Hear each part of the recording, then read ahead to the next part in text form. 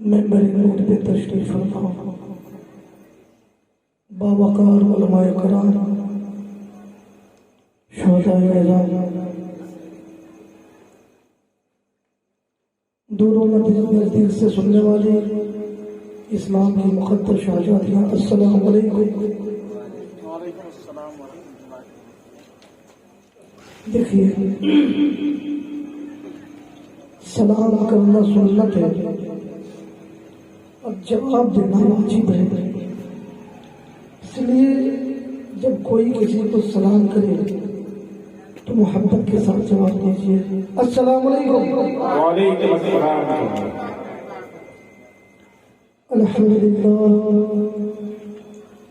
الحمد للہ رب العالمین والعاقبۃ للمتقین،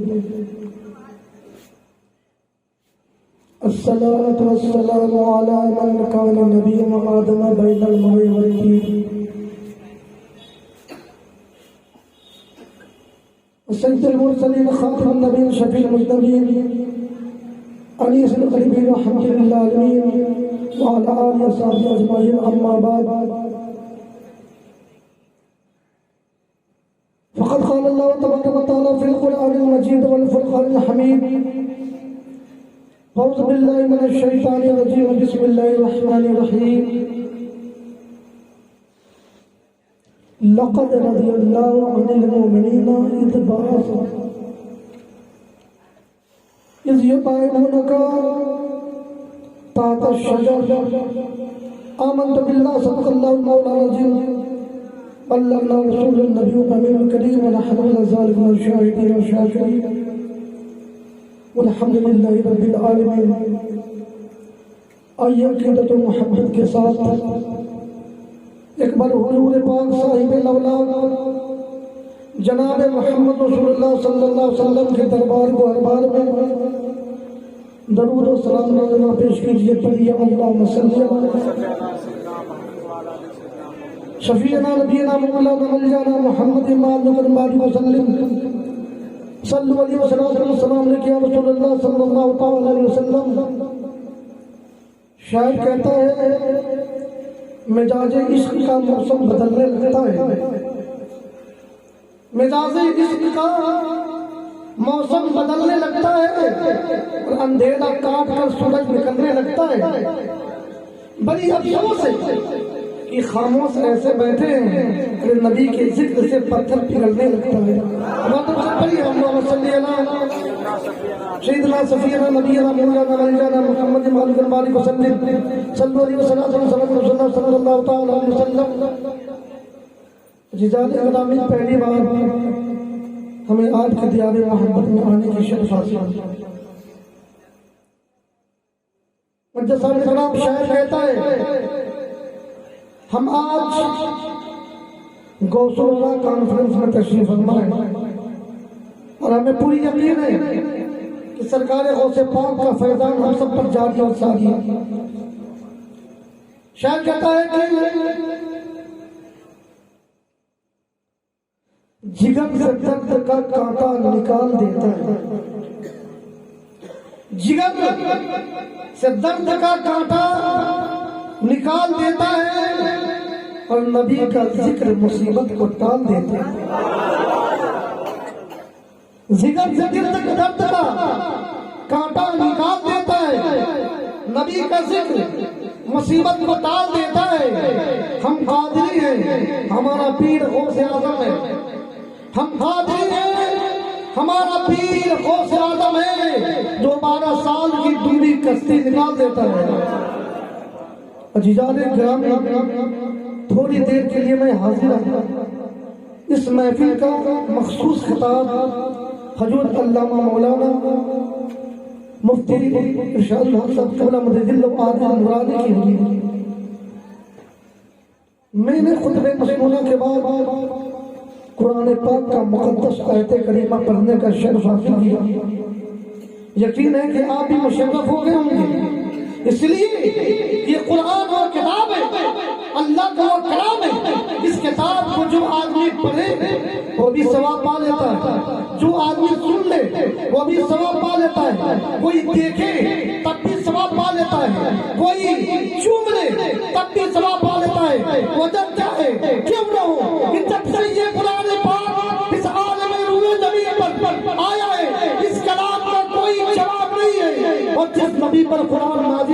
नबी का भी कोई जवाब नहीं। जिस नबी पर कुरान नाज़िल होगी उस नबी की जवाब नहीं है। इसी कुरान मुक़द्दस में रब फरमाता है लक़द रज़ियल्लाहु अनिल मोमिनीन। तवज्जो थोड़ी देर के लिए अल्लाह फरमाता है कि अल्लाह राज़ी हुआ मोमिनों से, ईमान वालों से। अरे हक भी है, जो सच्चा है सबसे, जो लोग सच्चे हैं उन लोगों से सब राजी रहते हैं। कुरान का लक़द बेशक अल्लाह राजी हुआ ईमान वालों से। और कब, क्यों? कुरान आगे का जो बायऊन का तातुल शजर, ऐ मेरे महबूब जो लोग आपसे मुंसलिक हैं, आप पर ईमान लाए हैं, हम उनसे राजी। वो पहले क्या करते थे, क्या सुनते थे, आपसे मोहब्बत करते थे कि नहीं करते थे। लेकिन ऐ मेरे महबूब जब वो लोग उस पेड़ के नीचे आपसे बैठ गए तो तुम लोगों से हम राजी हो गए। इस मतलब होता है जब यो बायऊन का तातुल शजर, जब आपके हाथों पर लोगों ने हाथ दे दिया, आपसे बैठ कर ली, तो हम उन लोगों से राजी हो गए। अब कोई ये कहे कि बैत का सिलसिला कब से, पीरी मदीने का सिलसिला कब से, लोग पीर का कैसे तलाश करते, क्यों? इसलिए कि पीर के आना जिंदगी में कितनी जरूरी है। सुनिए, हम इंसान हैं, चंद दिनों तक हमें हवा न मिले तो हमारी जिंदगी की खैर नहीं है। चंद मिनटों के लिए, अगर हम चंद दिनों के लिए हमें पानी न मिले तो हमारी जिंदगी की खैर नहीं है। चंद दिनों के लिए हमें खाना ना मिले तो हमारी जिंदगी की सलामती नहीं है। क्यों? कि खाना, दाना, पानी हमारी जिंदगी की हिफाजत के लिए है। क्योंकि जब ये तीन चीजें, ये तमाम चीज अगर हमारी जिंदगी में ना आए तो हमारी जिंदगी की सलामती खैर नहीं है। इसी तरह जान लीजिए, मैं बड़े रसूल से आलम करके कहता हूँ कि जिस तरह खाना, पानी, दाना करे इंसान की जिंदगी की सलामत नहीं, अगर उसी तरह अगर जिंदगी में कोई मुकम्मल पीर ना आ गया, कि जिंदगी में कोई काबिल पीर ना हो गया, तो इंसान की ईमान की भी हिफाजत नहीं है। इसलिए कि जिंदगी में पीर होना बहुत जरूरी है। क्योंकि अगर पीर न हो तो हमें हक व सदाकत की बात कौन बताएगा? पीर न हो तो रूह की बीमारी कौन दूर करेगा? अगर पीर न हो तो हमारी सलाह कौन करेगा? इस पीर के बारे में हजरत सदरुस सनैया, हजरत नईम मुरादाबादी अपने किताब में यानी तफसीर नईमी में तहरीर फरमाते हैं कि पीर कामिल सूरत जिल्ले-ए-ला, पीर कामिल सूरत जिल्ले-ए-ला यानी दीदा पीर, दीदा किबरिया। फरमाते हैं कि कामिल पीर अल्लाह का जिल्ल है, अल्लाह का साया है, और जिसने अपने पीर को देखा इसने खुदा को देखा। अल्लाह सुभान। अब पीर की जरूरी है कि नहीं? बिल्कुल जरूरी है। अगर जिसका पीर ना हो तो उसका पीर कौन होता है वो समझ जाएंगे।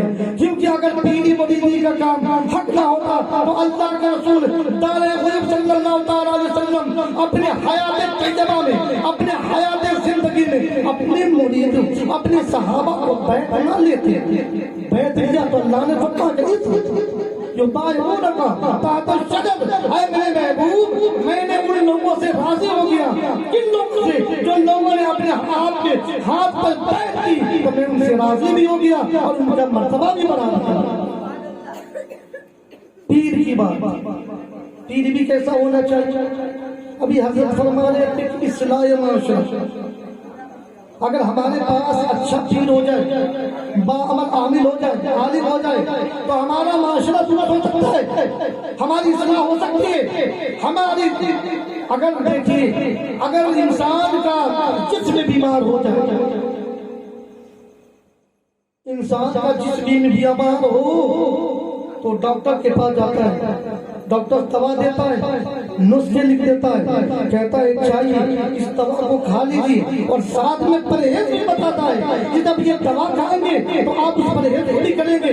जब इंसान घर पर आया, कहा मछली नहीं खाना है, मछली भी खा रहा है, गोश्त नहीं खाना है, गोश्त भी खा लेता है, आलू नहीं खाना है, आलू भी खाता है। चंद दिनों के बाद गया, कहा हुजूर आपकी दवा से मेरे सेहतयाब नहीं हुआ, मेरी बीमारी में कम नहीं हुई, बीमारी उतना ही बढ़ता चला गया।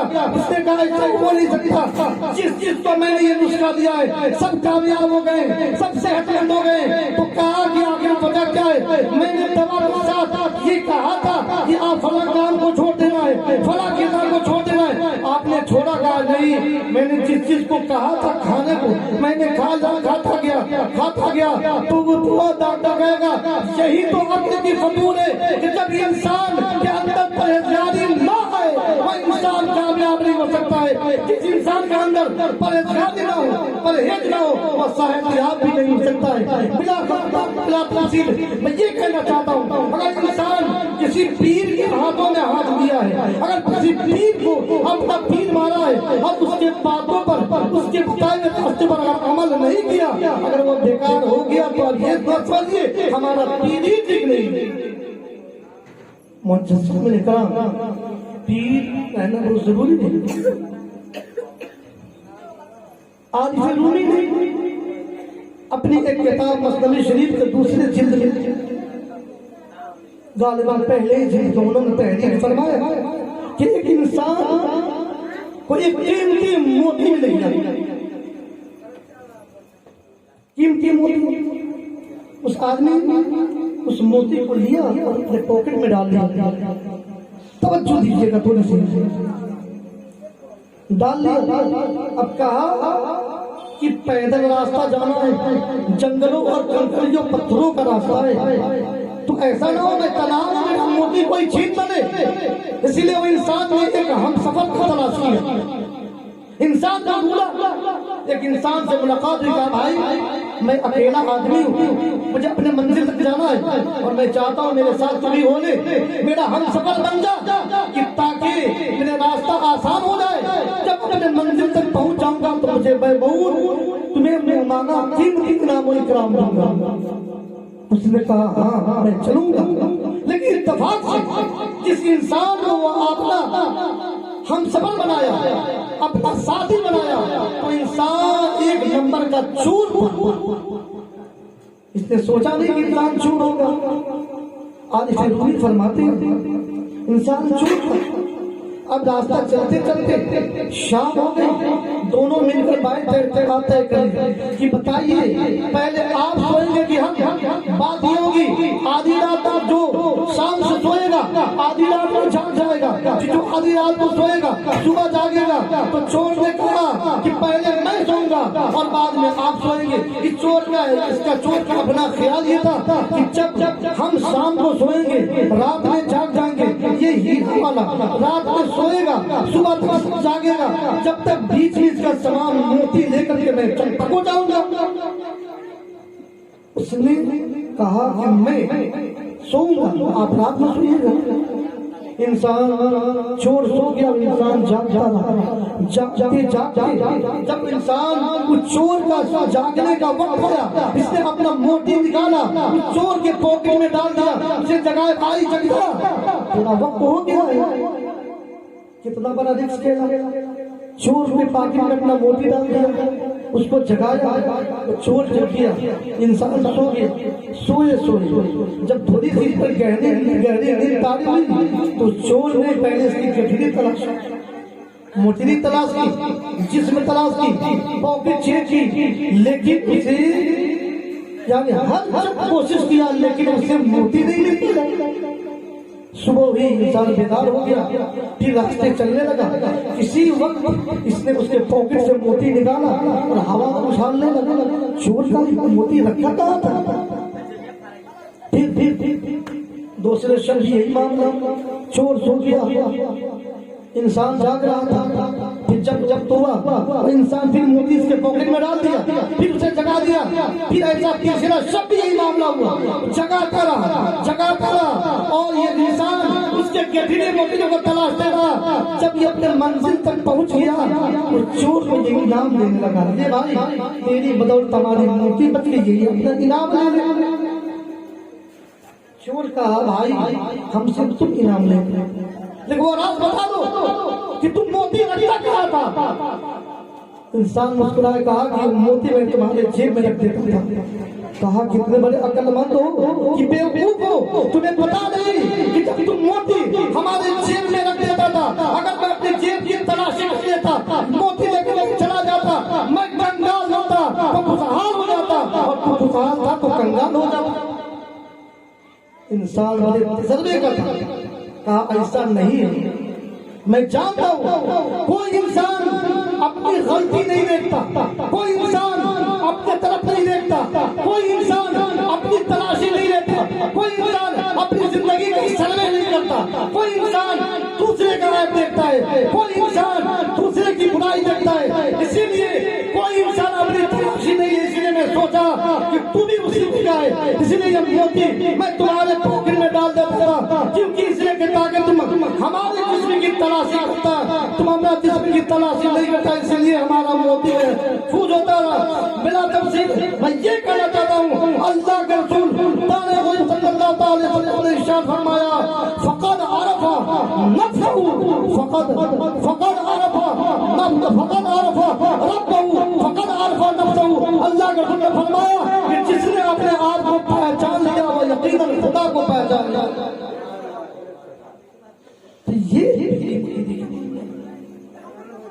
یہ پیڑھی موڑی.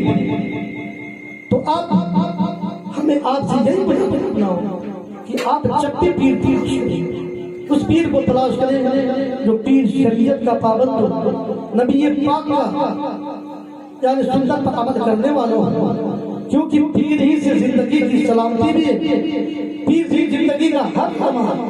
آپ کا معاملہ درست ہو جائے. یہ حق بات تو ہے کہ اللہ کے رسول نے فرمایا کہ علماء ہمارے علم نبوت کے وارث سے, اگر سچل عالم ہے, باعمل عالم ہے, تو اس سے بھی ہمارا معاشرہ ہمارا حیران ہو جائے گا. لیکن اگر عالمی میں تھوڑا سا اگر کوٹ ہو تو پھر اپنا اثر نہیں کرے گا. اسی لیے کہ ہمیں عالم سے بھی محبت ہونی چاہیے, عالم سے بھی نسبت ہونی چاہیے, عالم سے بھی لگاؤ ہونی چاہیے. کیوں کہ اگر عالم نہ ہوگا تو شریعت مطالعہ کے مسائل کون سمجھائے گا, عالم نہ ہوگا تو ہماری ہدایت کون کرے گا, عالم نہیں ہوگا تو طریقہ نماز کون بتائے گا, عالم نہ ہوگا قربانی کا طریقہ کون سمجھائے گا, عالم نہ ہوگا آپ کے گھر میں اگر بیٹا پیدا ہوا تو عقیقہ کے طریقہ کون بتائے گا.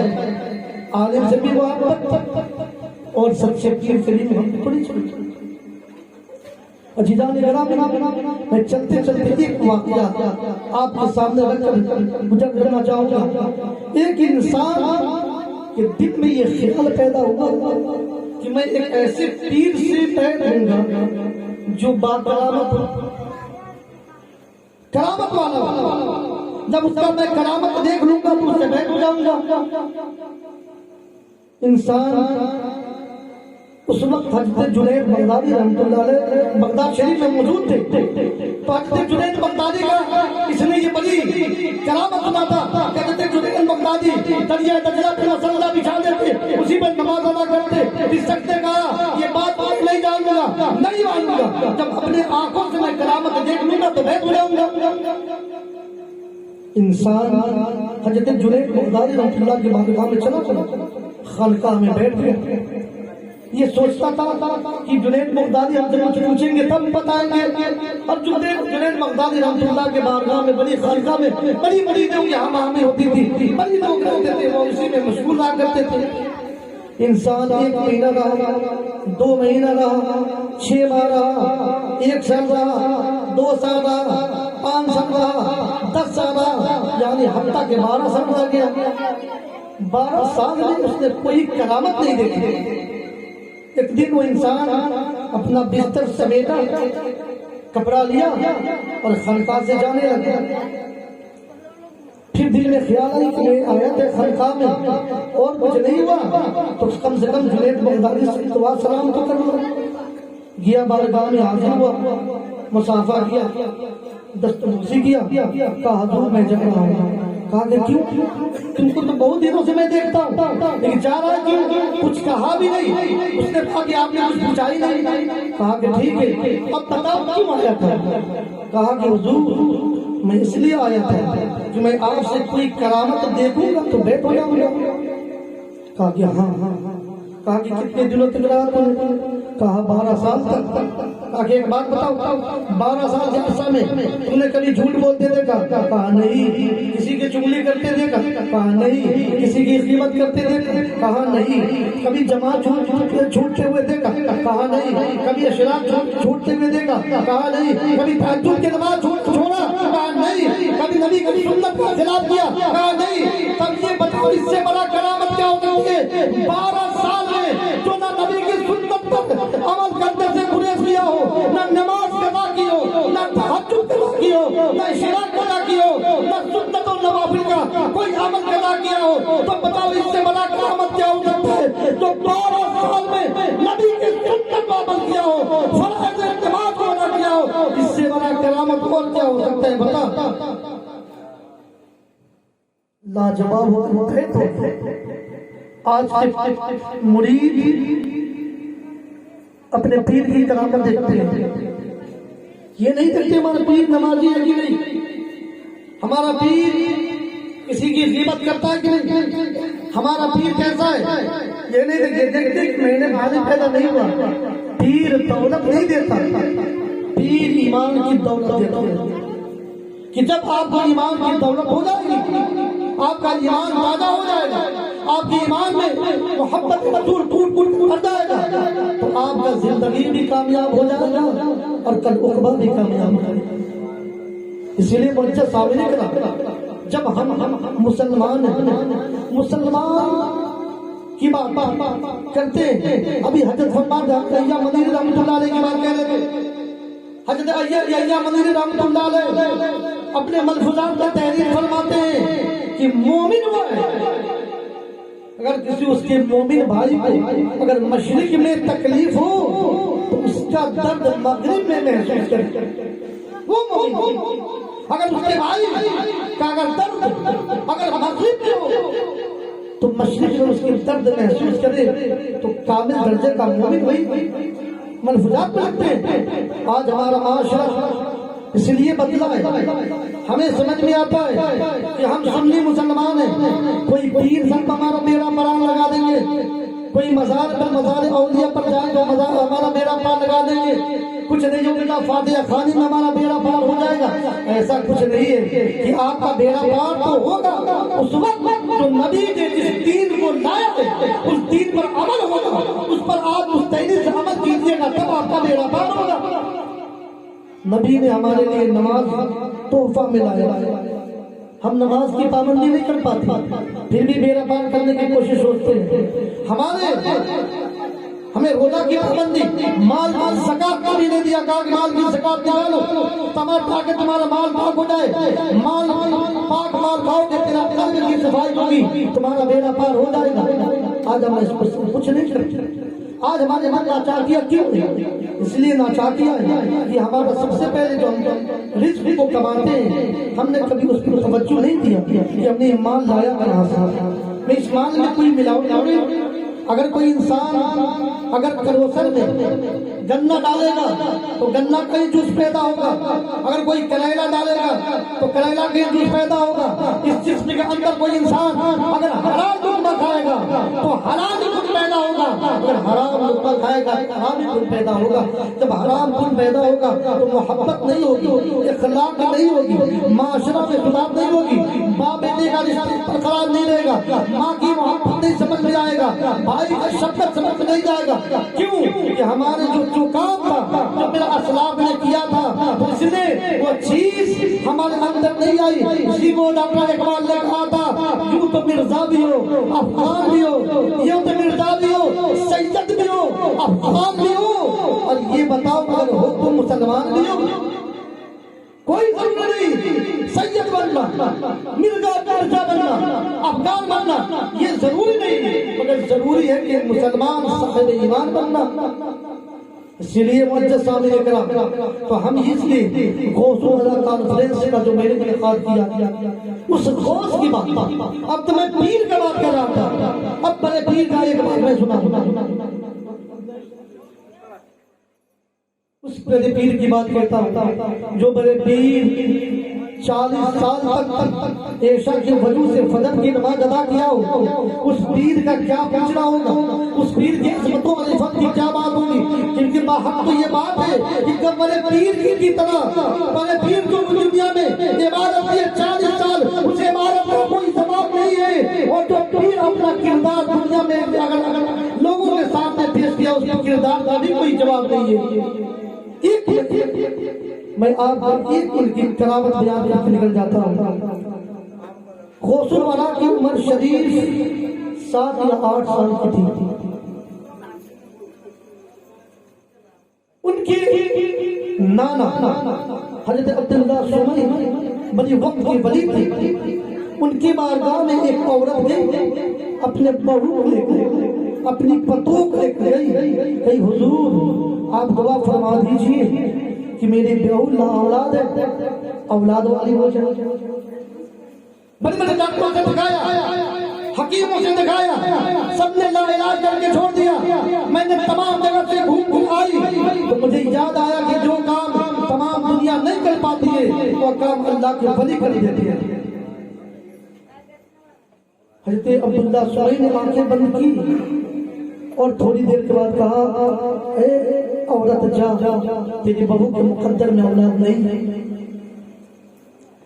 جب یہی سنی کہ میری بہو کے مقدر میں اولاد نہیں، آنکھیں جمنا اور گنگا کی طرح بہنے لگی، چیخ و پکار دکھا دی۔ اسے پورا یقین ہو گیا کہ جب اللہ کے ولی کہہ دیا کہ تیرے مقدر میں اولاد نہیں ہے تو نہیں ہے، روٹی آ رہی ہے۔ سیدنا سرکار غوث پاک بچپنے کے عالم میں لڑکوں کے ساتھ بول کھیل رہے، جب ایک عورت کی درد سے ڈوبی آواز ان کے کان پر ٹکرائی، توڑ کر قریب آئے، کہا ماں کیوں رو رہی ہے؟ جو ہی عورت نے سنی ماں کی آواز، پلٹ کر دیکھا بڑا ننھا سا پیارا ایک بچہ، کہا بیٹا جا، یہ بات تجھے سمجھ میں نہیں آئی؟ سیدنا سرکار غوث پاک نے کہا ماں نہیں سمجھ میں آگے، ٹھیک ہے کہ سمجھا تو دو۔ جب حضرت سیدنا سرکار غوث پاک بار بار اصرار کرنے لگے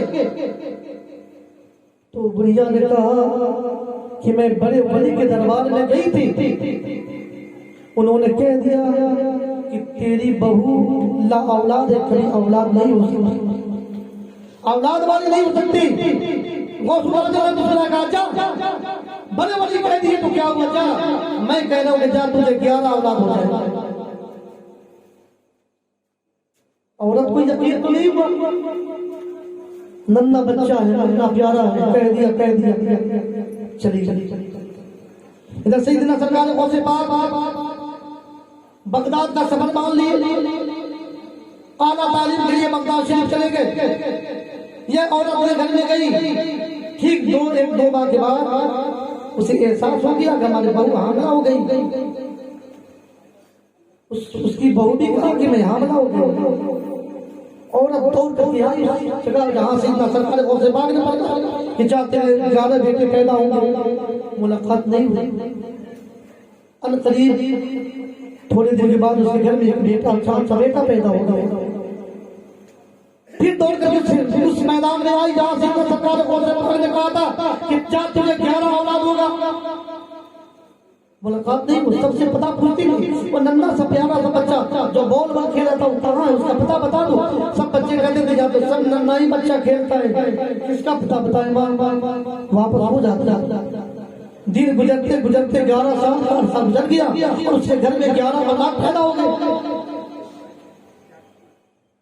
اب یہ عورت جب اولاد پیدا ہوتا تو دور دور میدان میں جاتی، سرکار غوث پاک کا اقدار دیتی کہ شاید وہ مجھے مل جاتا تو میں اسے ایک ہی بات پوچھوں گی کہ یہ بتا کتنے بڑے ولی تھے کہ یہ کہا کہ تمہارے مقدر میں اب تمہارے پتوں کی مقدر میں اولاد نہیں ہے تو اب تمہارے کہنے سے اولاد ہو گیا، اب تم سچے ہو کہ وہ سچے ہیں؟ اگر وہ سچے ہیں تو ان کے کہنے سے اولاد اللہ کیوں نہیں دیا؟ اگر وہ سچے نہیں ہیں تو پھر ولی کیسے ہو گئے؟ 11 سال گزر گیا، ملاقات نہیں ہوئی۔ جب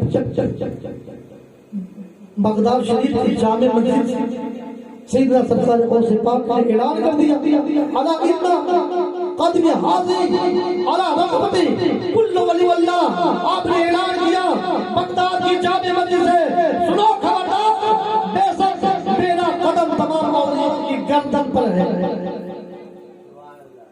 اعلان کیا بغداد کی جامع مسجد، تمام دنیا میں یہ آواز پھیل گئی، تمام لوگوں نے جانا۔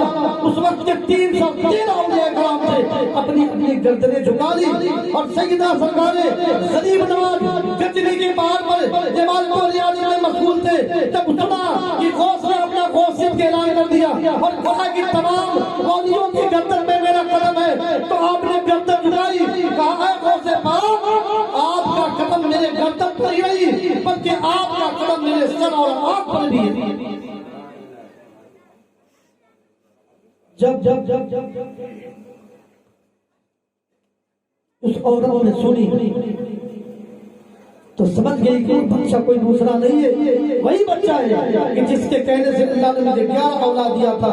یہ عورت بھوکی پیاسی سفروں کے طے کرتے ہوئے بغداد شریف میں پہنچی اور سیدنا سرکار غوث پاک سے ملی، قدم بوسی کی، دست بوسی کی، کہا کہ غوث پاک آپ بتا دیجئے مجھے پہچان رہے ہیں؟ غوث پاک نے فرمایا ہاں میں تجھے پہچان رہا ہوں، وہی بڑھیا ہے جو روتی ہوئی نکل رہی تھی؟ کہا ہاں میں وہی بڑھیا ہوں، میں یہ پوچھنے آئے ہوں، اگر بتا میں نے اسے ولی کامل کے پاس گیا تھا، میں نے اسے کہا تھا کہ میرے لیے دعا کر دیجئے میرے بہو صاحب اولاد بن جائے، انہوں نے کہا کہ تیرے مقدر میں اولاد نہیں ہے، اور تم نے کہا کہ جا تیرے مقدر میں اولاد ہے، تو مجھے 11 اولاد ہو گیا۔ تو نے نہ دعا دیا، نہ تعویذ دیا، نہ گھٹا بنایا، نہ پانی دیا، نہ کوئی وظیفہ سمجھایا، اولاد کیسے ہو گئے؟ یہ جاننا چاہتی ہے کہ وہ ولی بنے ہیں کہ تم بنے ہو؟ اگر وہ ولی سچے ہیں تو ان کی بات جھوٹی کیوں ہو گئی؟ اگر وہ جھوٹے ہیں تو وہ ولی کیسے ہو گئے؟ سیدنا سرکار کو پاک نے فرمایا اے ماں وہ سچے بھی ہیں ولی بھی ہیں۔ آگے کیوں؟